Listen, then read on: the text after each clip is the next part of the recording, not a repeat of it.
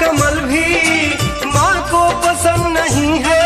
क्यों माँ को पसंद नहीं है रे मालन, तू ही बता दे रे मालन, तू ही बता दे। तू ही बता दे रे मालन, तू ही बता दे।